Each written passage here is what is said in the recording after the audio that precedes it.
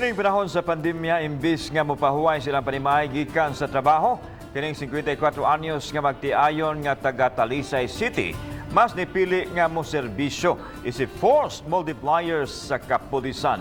Ang detalye sa report ni Femery Dumabo. Kanunay silang magguyog sa pagtabang sa ubang mga tawo nga makalabang sa daan o pagman sa trapiko, dinhi sa labing busy nga daan sa Tabunok sa syudad sa Talisay. Sila ang magtiayong si Anisita ug Carlito Bisin. Sa panahon nga magmingaw-mingaw, sprayhan og alkohol ug pahiran pa ni Anisita ang mga singot sa iyang Lakip sila sa gatusan ka mga sakop sa Station Unified Preventive Patrol and Reconnaissance Team kun support sa Talisay City Police. Voluntaryo silang moalagad sa tulong adto sa 5 ka oras matag adlaw. Sa di pa uusahay human silang tagsa-tagsa ka mga trabaho.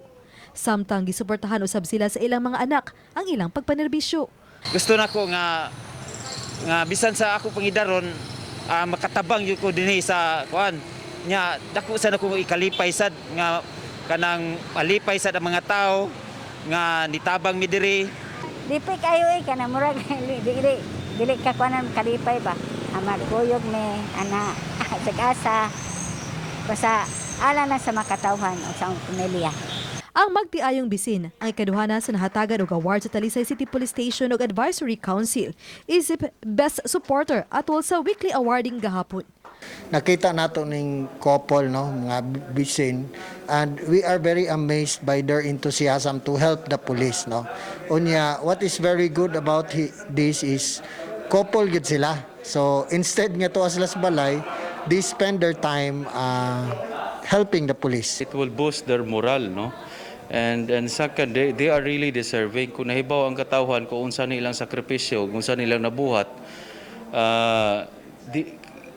ang risgo sa ilang kinabuhi.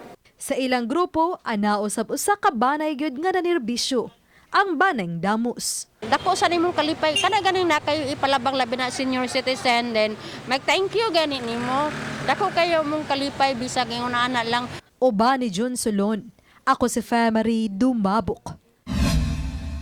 Balitang Bisdak.